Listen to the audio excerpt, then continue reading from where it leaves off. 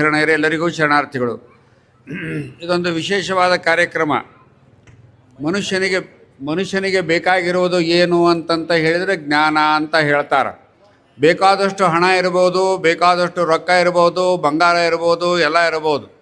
ಅವೆಲ್ಲ ಇದ್ದರೂ ಸಹಿತ ಮನುಷ್ಯನಿಗೆ ಅದೆಲ್ಲ ಬರಲಿಕ್ಕೆ ಕಾರಣ ಅಂತಂತ ಹೇಳಿದರೆ ಜ್ಞಾನಾದೇವತು ಕೈವಲ್ಯಂ ಅಂತ ಹೇಳಿದರು ಉಪನಿಷತ್ತಿನಲ್ಲೂ. ನಿನ್ನೊಡವೆ ಎಂಬುದು ಜ್ಞಾನರತ್ನ ನೋಡ ಅಂತ ಹೇಳಿದರು.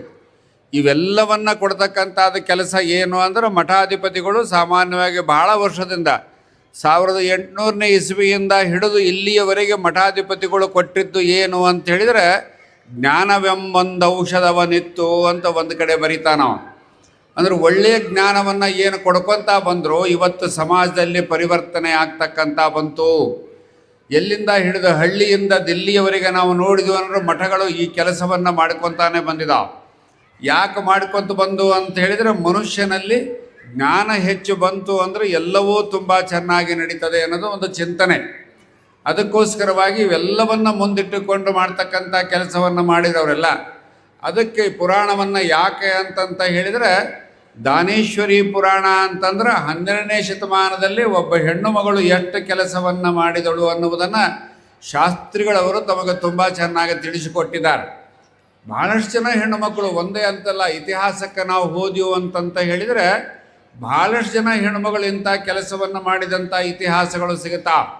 ಆದರೆ ಏನಾಯ್ತು ಅಂದರೆ, ಮುಂದೆ ಬಂದಂಥ ಸಾಹಿತ್ಯಗಳು, ಮುಂದೆ ಬಂದಂಥ ಇತಿಹಾಸಕಾರರು ಅವನ್ನು ಸರಿಯಾಗಿ ಹೊರಗೆ ಕೊಡ್ತಕ್ಕಂಥ ಕೆಲಸವನ್ನು ಮಾಡಲಿಲ್ಲ. ಸ್ವಲ್ಪ ಹಾಗೆ ಬಿಡುವಂಥ ಕೆಲಸವನ್ನು ಮಾಡಿದರು ಅಂತಂತ ಹೇಳಿ ಇತ್ತಿತ್ತಲಾಗಿ ಗೂಗಲ್ದಿಂದ ಎಲ್ಲ ಹೊರಗೆ ಬರ್ತಕ್ಕಂಥ ಕೆಲಸಗಳು ಬರ್ತಾಯಿವೆ. ನೋಡ್ರಿ, ಆ ಕಾಲಕ್ಕೆ ಒಬ್ಬ ಹೆಣ್ಣುಮಗಳು ಸಾಮಾಜಿಕವಾಗಿ, ಧಾರ್ಮಿಕವಾಗಿ ಒಂದು ರೀತಿಯಾದ ಅಕ್ಷರ ದಾಸೋಹವನ್ನು ಜನರಿಗೆ ಕೊಡ್ತಕ್ಕಂಥ ಕೆಲಸವನ್ನು ಮಾಡ್ತಾಳೆ. ಯಾಕೆಂದ್ರೆ ಅತಿಯಾದ ಅಜ್ಞಾನ ಇತ್ತು ಅಂದರೆ ಮನುಷ್ಯ ಬೆಳೆಯುವುದಿಲ್ಲ. ಜ್ಞಾನ ಇತ್ತು ಅಂದರೆ ಬೆಳೀಲಿಕ್ಕೆ ಬಹಳ ಅನುಕೂಲ ಆಗ್ತದೆ. ನೋಡಿ, ಎಲ್ಲಿಂದ ಎಲ್ಲಿಗೆಲ್ಲ ಒಟ್ಟು ಅನುಭವವನ್ನು ಕೊಡ್ತಕ್ಕಂಥ ಹೆಣ್ಮಗಳು ಒಬ್ಬ ಸಂಸಾರದ ಹೆಣ್ಮಗಳಾಗಿ, ಸಂಸಾರದಲ್ಲಿ ಸದ್ಗತಿಯುಂಟು ಕೇಳು ಮಗನೇ ಅಂತಂತ ಒಂದು ಉದ್ದೇಶವನ್ನು ಇಟ್ಟುಕೊಂಡು ಜನರ ಹತ್ತಿರ ಹೋಗಿ ಸಾಮೂಹಿಕ ಲಗ್ನವನ್ನು ಮಾಡಿ ಅವರಿಗೆ ಶಕ್ತಿಯನ್ನು ತುಂಬತಕ್ಕಂಥ ಕೆಲಸವನ್ನು ಮಾಡ್ತಾಳೆ. ನಾವೆಲ್ಲ ಮಾಡ್ಬೋದು, ಎಷ್ಟು ಜನ ಮಾಡಿ ಹೋಗಿದಾರೆಲ್ಲ. ಇತಿಹಾಸಕ್ಕೆ ನಾವು ಹೋದೆವು ಅಂತಂತ ಹೇಳಿದರೆ, ಸ್ವಲ್ಪ ಒಂದು ಫ್ರೆಂಚರ ಕಡೆ ಕರ್ಕೊಂಡು ಹೋಗ್ತೀನಿ ನಿಮ್ಮನ್ನು. ಫ್ರೆಂಚರ ಕಡೆ ಒಬ್ಬ ಹೆಣ್ಣು ಮಗಳು, ಆಕೆ ಹೆಸರು ಸರಿತಾ ಅಂತ ಒಬ್ಬ ಹೆಣ್ಣು ಮಗಳು, ಅಂದರೆ ಮೇರಿ ಅಂತ ಒಬ್ಬ ಹೆಣ್ಣು ಮಗಳು. ಭಾಳ ಅದ್ಭುತವಾಗಿ ಆ ಕಾಲಕ್ಕೆ ಶಿಕ್ಷಣವನ್ನು ತೆಗೆದುಕೊಳ್ತಾಳೆ. 1888ನೇ ಇಸ್ವಿಯಲ್ಲಿ ಆಕೆ ಗಣಿತದಲ್ಲಿ ಬರ್ತಾಳೆ. ಯಾರೂ ಪಾಠ ಹೇಳೋರಿಲ್ಲ. ಆ ಪುಸ್ತಕಗಳನ್ನು ತಂದು ತಾನೇ ಅಭ್ಯಾಸವನ್ನು ಮಾಡ್ತಾಳೆ. ಆ ಅಭ್ಯಾಸವನ್ನು ಮಾಡಿ ಗಣಿತದಲ್ಲಿ ಬಹಳ ಅದ್ಭುತವಾಗಿ ಮುಂದೆ ಬರ್ತಕ್ಕಂಥ ಕೆಲಸವನ್ನು ಮಾಡ್ತಾಳೆ. ಅದರ ಮೇಲೆ PhD ಮಾಡ್ತಾಳೆ. ಆ ಕಾಲಕ್ಕೆ ಅಲ್ಲಿಯೂ ಎಂಥ ಮಡಿವಂತಿಕೆ ಇತ್ತು ಅಂತ ಹೇಳಿದರೆ, ಆ ಹೆಣ್ಣುಮಗಳು PhD ಮಾಡಿದ್ದನ್ನು ಸಬ್ಮಿಟ್ ಮಾಡಲಿಕ್ಕೆ 4 ಜನ ಏನು ಇವರು ಇರ್ತಾರೆ, ಎಲ್ಲ ಒಂದು ಪರೀಕ್ಷಾರ್ಥಿಗಳಿರ್ತಾರೆ, ಅವರು ಮುಂದೆ ಹೋಗುವಂಥ ಪರಿಸ್ಥಿತಿ ಇಲ್ಲ. ಯಾಕೆ ಅಂದರೆ ಹೆಣ್ಣು ಮಗಳು. ಆಕೆ PhD ಮಾಡಿದ್ದನ್ನು ಗಂಡ ಓದಿಕೊಂಡು ಆ 4 ಮಂದಿ ಮುಂದೆ ಅದನ್ನೆಲ್ಲ ಓದಿ ಅವರು ಕೇಳಿದ ಪ್ರಶ್ನೆಗಳಿಗೆ ಉತ್ತರವನ್ನು ಕೊಟ್ಟು ಆಕೆಗೆ PhD ಸಿಗ್ತಕ್ಕಂಥ ಕೆಲಸ ಆಗ್ತದೆ.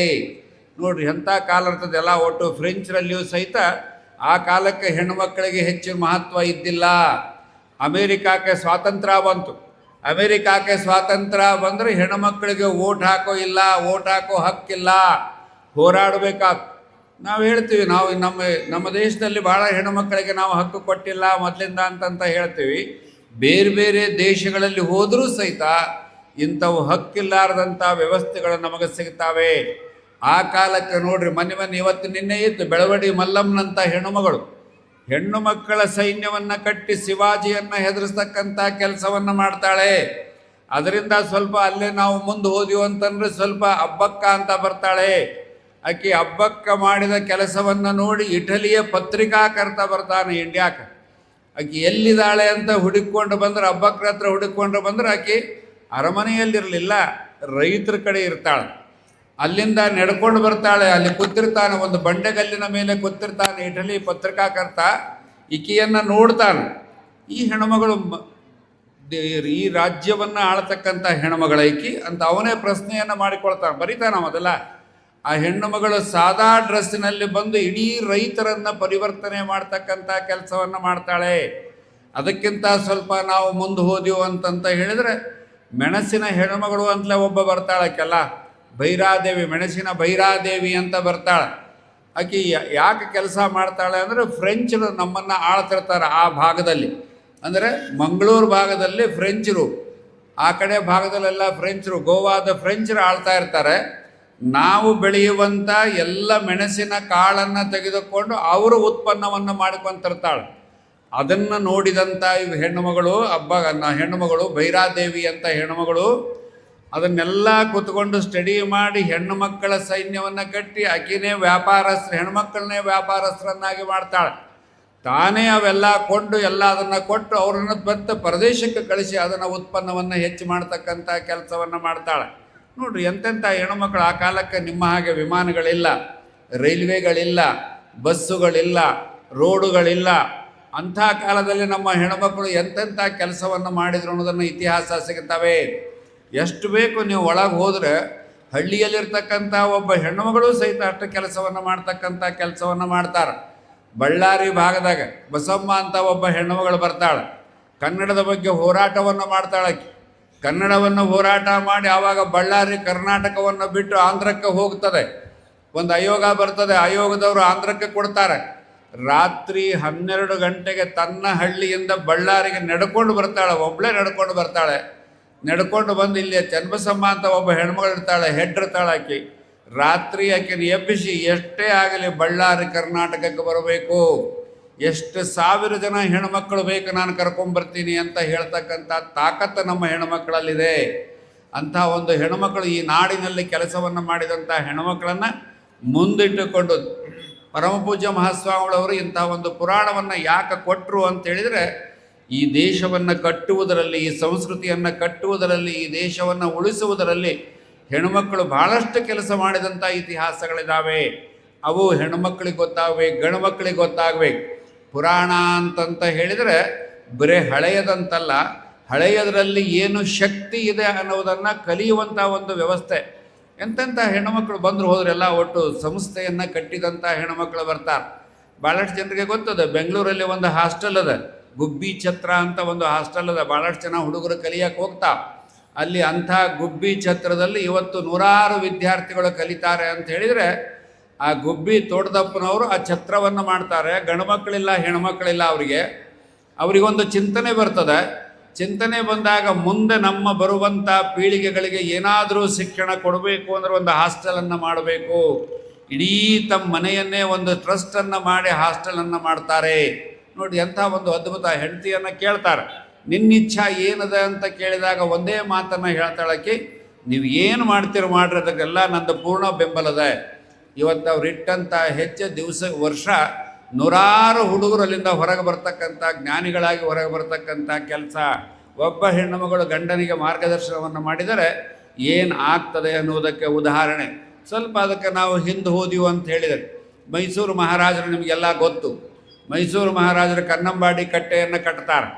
ಕನ್ನಂಬಾಡಿ ಕಟ್ಟೆಯನ್ನು ಕಟ್ಟಿದಾಗ ಮುಕ್ಕಾಲು ಭಾಗ ಕನ್ನಂಬಾಡಿ ಕಟ್ಟಿ ಮುಗಿದಿರ್ತದೆ. ಸರ್ಕಾರದಲ್ಲಿ, ಅವರ ರಾಜ್ಯದಲ್ಲಿ ಹಣದ ಕೊರತೆ ಬರ್ತದೆ. ಸರ್ ಎಂ ವಿಶ್ವೇಶ್ವರಯ್ಯನವರು ಇರ್ತಾರೆ. ಇದರಿಂದ ಮಡ್ರಾಸ್ನಿಂದ ಒಬ್ಬ ಸೇಠ್ಜಿ ಬರ್ತಾನೆ.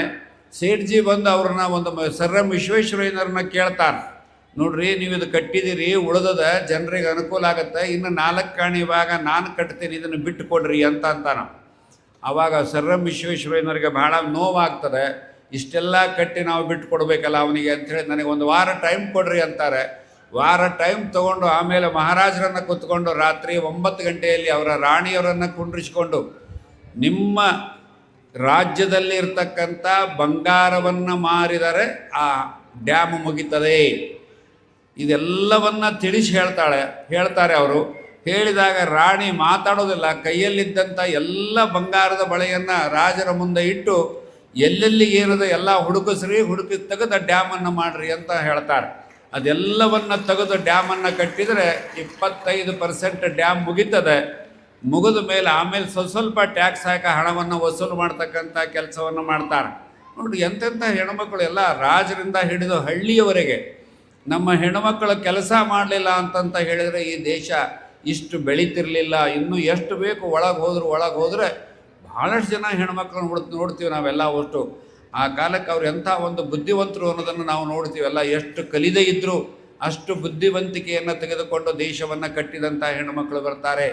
ರಾಣಿ ಚೆನ್ನಮ್ಮ ಬರ್ತಾಳೆ, ಅದ್ರ ಮುಂದೆ ಹೋದ್ರೆ ನೀವು ಕೆಳದಿ ಚೆನ್ನಮ್ಮ ಬರ್ತಾಳೆ. ಇನ್ನೂ ಎಷ್ಟು ಜನ ಬೇಕು ಒಳಗೆ ಹೋದಂಗೆ ರಾಣಿಯರು ಇನ್ನು ಭಾಳ ಮುಂದೆ ಹೋದ್ರೆ ಭಾಳಷ್ಟು ಜನ ಬರ್ತಾರೆ. ಇವತ್ತು ಸಹಿತ ಅಂಥ ಒಂದು ವ್ಯವಸ್ಥೆಯಲ್ಲಿ ಕಟ್ಟುವಂಥ ಜನ ಭಾಳಷ್ಟು ಜನ ಇದ್ದಾರೆ ಅನ್ನೋದನ್ನು ಪುರಾಣಗಳ ಮುಖಾಂತರವಾಗಿ ನಾವು ತಿಳಿದುಕೊಳ್ಳುವಂಥ ವ್ಯವಸ್ಥೆಯನ್ನು ಪರಮಪೂಜ್ಯ ಮಹಾಸ್ವಾಮಿಗಳವರು ಇದರ ಮುಖಾಂತರವಾಗಿ ಜ್ಞಾನ ದೇವತು ಕೈವಲ್ಯಂ ಅಂದರೆ ಕೈವಲ್ಯ ಎಲ್ಲಿದೆ, ಸ್ವರ್ಗ ಎಲ್ಲಿದೆ ಅಂತಂತ ಹೇಳಿದರೆ ನಾವು ಭಾಳಷ್ಟು ಚೆನ್ನಾಗಿ ಹೇಳ್ತೀವಿ, ಮೇಲೆ ತೋರಿಸ್ತೀವಿ. ಅದನ್ನೇ ಒಬ್ಬ ಪರಮಪೂಜ್ಯ ಮಹಾಸ್ವಾಮಿಗಳವರು ಹೇಳಿದರು, ಸ್ವರ್ಗ ಇಲ್ಲೇ. ಕುವೆಂಪು ಅಂತ ಒಬ್ಬ ಕವಿ ಆಗಿ ಹೋಗ್ತಾನೆ. ಈ ದೇಶದಲ್ಲಿ ಭಾಳಷ್ಟು ಜನರಿಗೆ ಓದಿದವರಿಗೆ ಗೊತ್ತದೆ. ಒಂದು ಮಾತನ್ನು ಬರಿತಾನೆ, ಪುಣ್ಯದಾಲಯ ಪೃಥ್ವಿ ಸ್ವರ್ಗವದು ಪರದೇಶಿ ಅಂತ ಬರಿತಾನವ. ಎಂಥ ಅದ್ಭುತವಾದ ಮಾತನ್ನು ಬರಿತಾನೆ ನೋಡ್ರಿ. ಪುಣ್ಯದಾಲಯ ಪೃಥ್ವಿ ಸ್ವರ್ಗವದು ಪರದೇಶಿ. ಎಷ್ಟು ಜನ ಇಲ್ಲೆಲ್ಲ ಬಂದು ಕೂತಿದ್ದೀರಿ, ಮನೆ ಮರೆತು ಕೂತ್ಕೊಂಡಿದ್ದೀರಿ. ಇದೇ ಸ್ವರ್ಗ, ಇದೇ ಸ್ವರ್ಗ. ಎಲ್ಲಿದೆ ಸ್ವರ್ಗ ಅಂದರೆ ಯಡಿಯೂರು ಮಠದಲ್ಲಿ ಸ್ವರ್ಗ ಅದ. ಇನ್ನು ನಾವೆಲ್ಲದನ್ನು ಮರೆತು ನಾವು ಎಲ್ಲಿ ಕುಂಡಿರ್ತೀವಿ ಅದು ನಮಗೆ ಸ್ವರ್ಗ ಆಗ್ತದೆ. ಅದಕ್ಕೆ ಅದು ಪರದೇಶಿ ಅಂತಂದವ. ಪುಣ್ಯದಾಲಯ ಪೃಥ್ವಿ ಸ್ವರ್ಗವದು ಪರದೇಶಿ.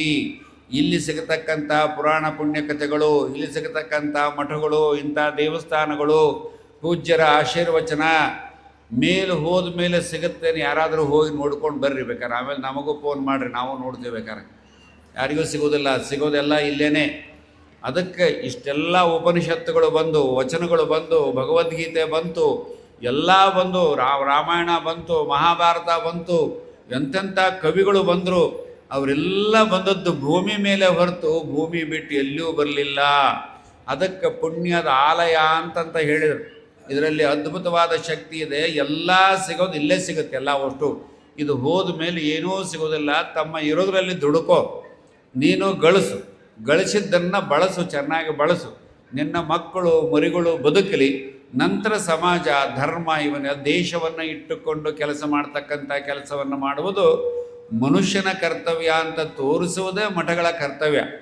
ಅದಕ್ಕೆ ಮಠಗಳು ನಮ್ಮ ಕರ್ನಾಟಕದಲ್ಲಿ ಭಾಳಷ್ಟು ಮಠಗಳು ಏನು ಮಾಡಿದೆವು ಅಂತಂದರೆ ಹಾಸ್ಟೆಲ್ಗಳನ್ನು ಕಟ್ಟಿದ್ದು, ಸಂಸ್ಥೆಗಳನ್ನು ಕಟ್ಟಿದ್ದು. ಅವರಿಂದ ಭಾಳಷ್ಟು ಜನ ಹೊರಗೆ ಬರ್ತಕ್ಕಂಥ ಒಂದು ಕೆಲಸ ಆಯಿತು ಎಲ್ಲ ಅಷ್ಟು. ಅದಕ್ಕೋಸ್ಕರವಾಗಿ ಸಿದ್ಧಗಂಗಾ ಮಠ ಅಷ್ಟು ಮಾಡಲಿಲ್ಲ ಅಂತಂದ್ರೆ ಎಷ್ಟು ಜನ ಹೊರಗೆ ಬಂದರು. ಎಲ್ಲ IAS ಆದರು, IPS ಆದರು, ಸ್ವಾಮಿಗಳಾದರು, ಏನೇನಾದರೂ ಎಲ್ಲ ಆದರು. ಎಂತೆಂಥ ಅದ್ಭುತ. ಒಬ್ಬ ನಮ್ಮಲ್ಲಿ ಈ ಬೆಳಗಾಂ ಜಿಲ್ಲಾಕ್ಕೆ ಒಬ್ಬ CEO ಬಂದಿದ್ದರು, ಗೊತ್ತು ನಮ್ಮ ಗಣೇಶ್ ಅವ್ರಿಗೆ ಗೊತ್ತು. ಒಬ್ಬ CEO ಇದ್ರು, ಇಲ್ಲಿ ಗೋವಿಂದರಾಜು ಅಂತ ಒಬ್ಬ CEO ಇದ್ದರು. ಆಕಸ್ಮಿಕವಾಗಿ ಮಠಕ್ಕೆ ಬಂದಿದ್ರು. ಅವರು ಶಿವರಾತ್ರಿಗೆ ಕರೆಸಿದ್ದೆ ಮಠಕ್ಕೆ. ನೋಡಿ, ಅವರೊಂದು ಮಠದಲ್ಲಿ ನೋಡಿದ್ರು, ನೀರು ತೊಗೊಂಡು ಹೋಗ್ತಿದ್ರು. ನಡೆಸೋಸಿ ಮಠದಾಗ ಅವ್ರು ನೀರು ತೊಗೊಂಡು ಹೋಗ್ತಿದ್ರು. ಜನ ಎಲ್ಲ, ಏನು ಸ್ವಾಮೀಜಿ ನೀರು ತೊಗೊಂಡು ಹೋಗ್ತಾರಲ್ಲ, ಯಾರ್ದು ಇದೆಲ್ಲ ನೀರು? ಏನು ಇಲ್ಲ, ನಮ್ಮದೇ ಬೋರ್ದರಿ, ನೀರು ತೊಗೊಂಡು ಹೋಗ್ತಾರೆ ಇವರೆಲ್ಲ. ಒಟ್ಟು ಊರಾಗ ನೀರಿನ ಸ್ವಲ್ಪ ಸಮಸ್ಯೆ ಇದೆ ಅಂತಂತ ಹೇಳಿದವ್ರಿ. ನೋಡ್ರಿ, ಆ ಮನುಷ್ಯ ತಕ್ಷಣಕ್ಕೆ ಫೋನ್ ಮಾಡಿ ಮರುದಿವಸ 1.5 ಲಕ್ಷ ರೂಪಾಯಿ ಅದು ಬೋರ್ ಹೊಡ್ಕೊಂಡಾರೆ, ಸ್ವಾಮೀಜಿನೇ ಹೊಡ್ಕೊಂಡಾರೆ, ನೀವೇನು ಮಾಡ್ತೀರಾ ಆಫೀಸರು ಅಂತ ಹೇಳಿದೆ. ನಾನು ಕೇಳಿದೆ, ಸರ ಏನಿದೆ ಹಿಂಗೆ ಅಂತಂತ ಕೇಳಿದೆ. ನೋಡ್ರಿ ಸ್ವಾಮೀಜಿ, ನಾನು ಕಲ್ತಿದ್ದು ಸಿದ್ಧಗಂಗಾ ಮಠ. ನಾನು IAS ಅಧಿಕಾರಿ. IAS ಅಧಿಕಾರಿ ಆದರೂ ಮಠಗಳಿಗೆ ಏನಾದರೂ ನಾವು ಸಹಾಯ ಮಾಡಿದೆವು ಅಂತ ಹೇಳಿದರೆ ಮಠ 4 ಮಂದಿಗೆ ನೀರನ್ನು ಕೊಡ್ತದೆ. ನೋಡ್ರಿ, ಕೇಳಾರ್ದೆ ನೀವು ನೀರನ್ನು ಕೊಡ್ತೀರಿ. ಮಠ ಇದು ಮಾಡ್ತಕ್ಕಂಥ ಕೆಲಸ ನಾನು ಮಠದಲ್ಲಿ ಕಲ್ತವ ಅಂತ ಎಷ್ಟು ಅಗದಿ ಹೆಮ್ಮೆಯಿಂದ ಹೇಳಿಕೊಳ್ಳುವಂಥ ಒಂದು ಜನರನ್ನು ನಾವು ನೋಡ್ತೇವೆ. ಎಂಥವ್ರು IAS ಆದವರು ಎಲ್ಲ ಆದರೂ ಸಹಿತ ನೋಡ್ತೇವೆಲ್ಲ. ಅಷ್ಟು ಮಠಗಳ ಬಗ್ಗೆ ಗೌರವವನ್ನು ಇಟ್ಟುಕೊಂಡಂಥ ಒಂದು ವ್ಯವಸ್ಥೆ. ಈ ಮಠಕ್ಕೆ ಪೂಜ್ಯರನ್ನು ಮರಿದೇವರನ್ನಾಗಿ ಮಾಡಿ ಅವರನ್ನು ಪಟ್ಟಾಧಿಕಾರಕ್ಕೆ ಒಂದು ಮೀಟಿಂಗನ್ನು ಕರೆದಿದ್ದರು. ಕೋರೆಯವರು, ಪ್ರಕಾಶ್ ಹುಕ್ಕೇರಿಯವರು, ಆವಾಗ ಕೌಟಿಗೆ ಮಠರು, ಇವರೆಲ್ಲ ಬಂದಿದ್ದರು. ಆ ಕಾರ್ಯಕ್ರಮದಲ್ಲಿ ಎಲ್ಲ ಬಂದಿದ್ದರು. ನಾನು ಬಂದಿದ್ದೆ ಅವತ್ತೆಲ್ಲ. ಅವತ್ತು ಸ್ವಾಗತ ಭಾಷಣವನ್ನು ಮಾಡ್ತಾ ಕೆಲವೊಬ್ಬರೆಲ್ಲ ಒಂದೊಂದು ಮಾತನ್ನು ಹೇಳಿದರು. ಕೋರೆಯವರು ಹೇಳಿದರು, ಪ್ರಕಾಶ್ ಅವರು ಹೇಳಿದರು, ಆಮೇಲೆ ನಮ್ಮ ಕೌಟಿಗೆ ಮಠರು ಹೇಳಿದರು. ಎಲ್ಲ ಒಟ್ಟು ಇವರೆಲ್ಲ ಓಸೋ ಮಂದಿ ಒಂದು ಮಾತನ್ನು ಹೇಳಿದರು. ಈ ಊರು, ಈ ಮಠ ಸ್ವರ್ಗ ಆಗಬೇಕು ಅನ್ನೋ ಮಾತನ್ನು ಹೇಳಿದರು. ಆವಾಗ ಹೇಳಿದ್ದು ನನಗೆ ಇನ್ನೂ ನೆನಪದ. 21 ವರ್ಷದಲ್ಲಿ ಪರಮಪೂಜ್ಯ ಮಹಾಸ್ವಾಮಿಗಳವರು ಮಠವನ್ನೇ ಸ್ವರ್ಗವನ್ನಾಗಿ ಮಾಡ್ತಕ್ಕಂಥ ಕೆಲಸವನ್ನು ಮಾಡ್ಕೊತಾ ಬಂದರು. ಎಲ್ಲಿ ಏನು ಜನರಿಗೆ ಪ್ರಾಬ್ಲಮ್ ಇದೆ ಫಸ್ಟ್ ಅವರು ಬಂದ ಕೂಡ ಮಾಡಿದ್ದು ಜನರಿಗೆ ಉಳ್ಕೊಡ್ಲಿಕ್ಕೆ ಬೇಕಾದಂಥ ಒಂದು ವ್ಯವಸ್ಥೆಯನ್ನು ಮಾಡಿ ಅದು ಕಟ್ಟಿದರು. ಆ ಬಂದಂಥ ಹಣವನ್ನು ನಿಮ್ಮ ಸೊಮ್ಮು ನಿಮಗಲ್ಲದೆ ಮತ್ತಿನ್ನಾರಿಗೆ ಅಂತಂಥೇಳಿ ಒಂದು ಕಡೆ ಶರಣರು ಬಳಸ್ತಾರೆ. ನೀವು ಕೊಟ್ಟಂಥ ಕಾಣಿಕೆ ಹಣವನ್ನು ನಿಮಗೇ ಬರ್ತಕ್ಕಂಥ ಬಂದಾಗ ಉಳ್ಕೊಳ್ಳುವಂಥ ಒಂದು ವ್ಯವಸ್ಥೆಯನ್ನು ಯಾತ್ರಿ ನಿವಾಸವನ್ನು ಮಾಡಿದರು. ಆಮೇಲೆ ಮಂಗಲ ಮಂಟಪವನ್ನು ಮಾಡಿದರು. ಆಮೇಲೆ ದಾಸೋಗ ಮಂಟಪವನ್ನು ಮಾಡಿದರು. ಆಮೇಲೆ ಅವರಿಗೆ ಮಠವನ್ನು ಕಟ್ಟಿಕೊಳ್ಳುವಂಥ ವ್ಯವಸ್ಥೆಯನ್ನು ಮಾಡಿಕೊಂಡ್ರು ಎಲ್ಲ. ಅಂದರೆ ಒಬ್ಬ ಸ್ವಾಮಿಗಳು ಸಮಾಜವನ್ನು ಇಟ್ಟುಕೊಂಡು ಮುಂದಿಟ್ಟುಕೊಂಡು ಕೆಲಸವನ್ನು ಮಾಡಿದರೆ ಇವತ್ತು ಪಾರ್ಕ್ ಥೀಮ್ ಅಂತ ಇಲ್ಲಿ ಮಾಡಿದ್ದಾರೆ. ನೋಡಿ ಬಂದೆ, ಭಾಳ ಖುಷಿ ಆಯ್ತು. ಎಲ್ಲ ಒಟ್ಟು ಇವರು ಪಟ್ಟಾಧಿಕಾರದಾಗ ನಾವೆಲ್ಲ ಇದ್ವಿ, ಎಲ್ಲ ಒಟ್ಟು ಬಂದು ಹೋಗ್ತಿದ್ವಿ ಎಲ್ಲ. ಇವತ್ತು ಇದನ್ನು ನೋಡಿದರೆ ಏನು ಸ್ವರ್ಗ ಇಲ್ಲೇ ಐತೇನೋ ಅಂತ ನಾವು ಸಿಂಗಾಪುರವನ್ನು ನೋಡಿ ಬಂದಿದ್ದೀವಿ ಹೋಗಿ. ಆ ಸಿಂಗಾಪುರದಾಗ ಏನು ನೋಡಿದ್ದು ಎಲ್ಲ ಇಲ್ಲೇ ನೋಡಕತ್ತೀವಿ, ಒಳಗೆ ನೋಡಕತ್ತೀವಿ ಎಲ್ಲ ಒಟ್ಟು. ಎಲ್ಲ ಅದೇನೋ ಬೇರೆ ಎಲ್ಲವುಗಳೆಲ್ಲ ಒಟ್ಟು ಕಾಡು. ಅದ್ರೊಳಗೆ ಹೋದರೆ ಒಂದು ಎರಡು ಅದಾವ ಅಲ್ಲಿ.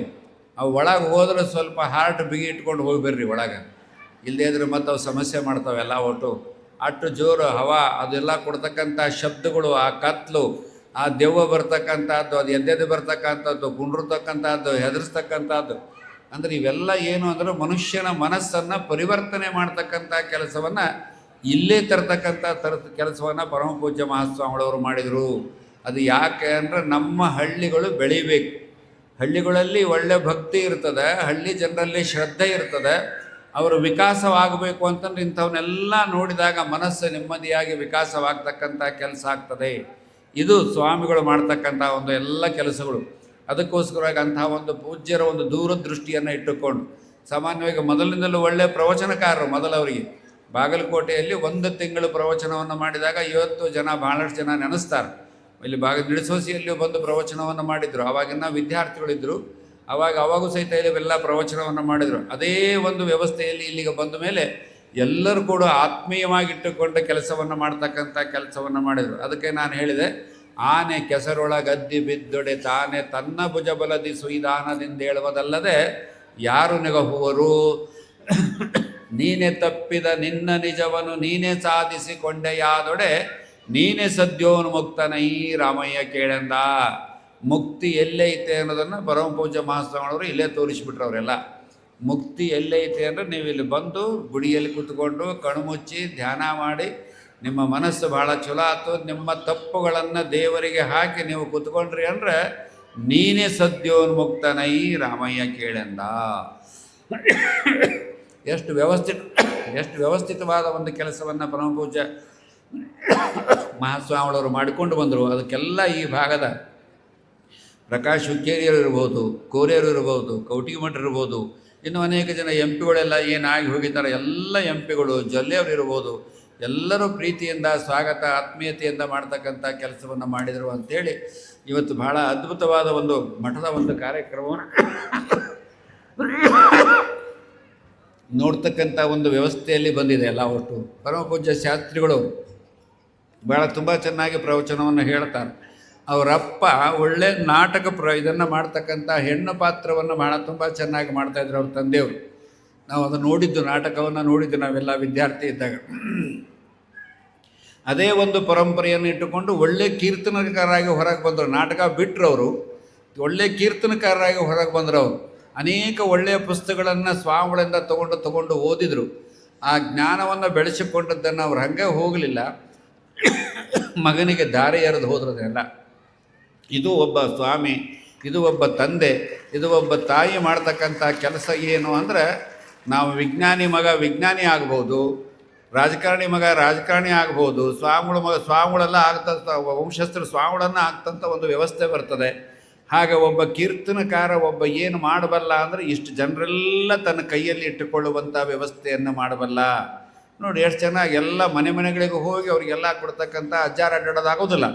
ಅವರ ಪ್ರತಿನಿಧಿಯಾಗಿ ಮಾಡಿದಂಥ ಕೆಲಸ ಇವತ್ತು ನೀವೆಲ್ಲ ಇಷ್ಟು ಹೊತ್ತಂಕ ಕೂತ್ಕೊಳ್ಳುವಂಥ ಒಂದು ವ್ಯವಸ್ಥೆ ಪರಮ ಪೂಜ್ಯ ಮಹಾಸ್ವಾಮಿಗಳವರು 21 ವರ್ಷದಲ್ಲಿ ನಾನು ನೋಡ್ಕೋತಾನೆ ಇದ್ದೀನಿ. ಭಾಳಷ್ಟು ಈ ಕಡೆ ಭಾಗಕ್ಕೆಲ್ಲರ ಬಂದಾಗ ಇಲ್ಲಿ ಬಂದು ಹೋಗ್ತಾನೆ ಇದ್ದೀನಿ ಎಲ್ಲ ಅಷ್ಟು. ಪ್ರತಿ ವರ್ಷ ಬದಲಾವಣೆಯನ್ನು ತರ್ತಕ್ಕಂಥ ಕೆಲಸವನ್ನು ಮಾಡಿದ್ರು. ಭಾಳ ಸಮಸ್ಯೆಗಳು ಇದ್ದು, ಇಲ್ಲ ಅಂತ ಅನ್ನೋದಿಲ್ಲ, ಅದು ಗೊತ್ತದೆ ನನಗೆಲ್ಲ. ಒಟ್ಟು ಕೇಸುಗಳಿದ್ದು, ಸಮಸ್ಯೆಗಳಿದ್ದು, ಆ ಸಮಸ್ಯೆಗಳನ್ನು ತಗೊಂಡು ಅವರೆಲ್ಲವನ್ನು ಕರೆದು ಪ್ರೀತಿಯ ಭಾವದಲ್ಲಿ ಇವತ್ತು ಮಾಡಿದರೆ ಇವತ್ತು ಎಂಥ ಒಂದು ಕೆಲಸ ಅಂದ್ರೆ ಅಷ್ಟೇ ಅಲ್ಲ, ಒಬ್ಬ ಪೀಠಾಧಿಪತಿಯಾಗಿ ಇಲ್ಲಿಂದ ಹಿಡಿದು ಶ್ರೀಶೈಲದವರೆಗೆ ಪಾದಯಾತ್ರೆಯನ್ನು ಮಾಡಿದರು. ಮತ್ತವರು ಅದರ ಉದ್ಘಾಟನೆಗೂ ಬಂದಿದ್ದು. ಯಾವ ಪೀಠದವರು ಮಾಡೋದು ಬಹಳ ಕಡಿಮೆ. ಅಂದರೆ ಶಂಕರಾಚಾರ್ಯರು ಮಾಡಿದ ನಂತರ ನಾನು ನೋಡಿದ್ದು ಇವರನ್ನು ಇತಿಹಾಸದಲ್ಲಿ ನಾವು ಓದಿದ್ದು 25,000 ಕಿಲೋಮೀಟ್ರನ್ನು ಅವರು ಶಂಕರಾಚಾರ್ಯರು ತಿರುಗುತ್ತಾರೆ ಎಲ್ಲ ಒಟ್ಟು. ಹಳೆ ಅವರೆಲ್ಲವನ್ನು ತಿರುಗಿ ಧರ್ಮ ಪ್ರಚಾರವನ್ನು ಮಾಡ್ತಕ್ಕಂಥ ಕೆಲಸವನ್ನು ಮಾಡ್ತಾರೆ. ಒಬ್ಬ ಪೀಠಾಧಿಪತಿಗಳಾಗಿ ಮಠದಲ್ಲಿ ಇಲ್ಲಿಯೂ ಉತ್ಪನ್ನ ಅಲ್ಲಿಯೂ ಉತ್ಪನ್ನ, ಇದು ಬಂದು ಕೂಡ ನೀರಾವರಿ ಮಾಡಿದರು.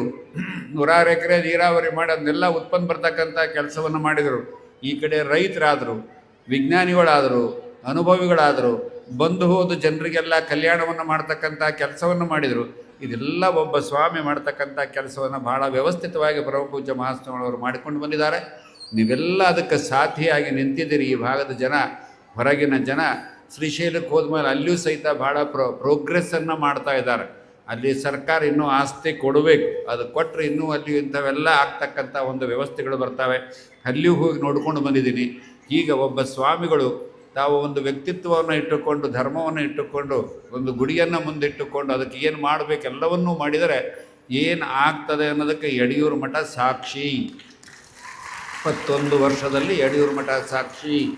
ಇಂಥ ಒಂದು ಅದ್ಭುತವಾದ ಕೆಲಸವನ್ನು ಭಾಳ ಚಿಕ್ಕ ವಯಸ್ಸಿನಲ್ಲಿ ಅವರು ಮಾಡಿದಂಥ ಒಂದು ಇತಿಹಾಸವನ್ನು ನಾವೇ ಕಣ್ಣಾರೆ ನೋಡ್ತಾ ಇದ್ದೀವಿ. ಅದಕ್ಕೆ ನನಗಂತೂ ಭಾಳ ಸಂತೋಷ ಆಗಿದೆ. ಇಂಥವರು ಪೀಠದಲ್ಲಿ ಬಂದರೆ, ಮಠಗಳಿಗೆ ಬಂದರೆ ಸಮಾಜಕ್ಕೆ ಏನು ಶಕ್ತಿ ಬರ್ತದೆ ಅನ್ನೋದಕ್ಕೆ ಇವೆಲ್ಲ ಉದಾಹರಣೆಗಳು. ಅದಕ್ಕೋಸ್ಕರ ಅಂಥ ಒಂದು ಶಕ್ತಿಯುತವಾದ ಕೆಲಸವನ್ನು ಸುಮಾರು 21 ವರ್ಷದಲ್ಲಿ ಪೂಜ್ಯರು ಅದನ್ನು ಮಾಡಿದ್ದಾರೆ. ಸಮಾಜ ಅದನ್ನು ಸ್ವೀಕರಿಸ್ತಾ ಇದೆ. ಅದು ಬಹಳ ಸಂತೋಷ. ನಿಮ್ಮೆಲ್ಲ ಸೊಮ್ಮು, ನೀವು ಕೊಟ್ಟಂಥ ಸೊಮ್ಮು, ನೀವು ಕೊಟ್ಟಂಥ ಹಣ ನಿಮಗೆ ಬರ್ತಕ್ಕಂಥ ಒಂದು ವ್ಯವಸ್ಥೆಗಳಿವೆಲ್ಲ. ಅದಕ್ಕೋಸ್ಕರ ಅಂಥ ಪರಮಪೂಜ್ಯರ ಒಂದು ಸನ್ನಿಧಾನದಲ್ಲಿ ಇಷ್ಟು ದಿವಸ ತಾವೆಲ್ಲ ಪ್ರವಚನವನ್ನು ಕೇಳಿದಿರಿ. ಪೂಜ್ಯರ ಆಶೀರ್ವಚನವನ್ನು ತಾವೆಲ್ಲ ಕೇಳಿ ನಾವೆಲ್ಲ ಮುಕ್ತರಾಗೋಣ ಅಂತಂತ 2 ಮಾತುಗಳನ್ನು ಹೇಳ್ತಾ 2 ಮಾತುಗಳಿಗೆ ವಿರಾಮವನ್ನು ಕೊಡ್ತಾ ಇದ್ದೀನಿ.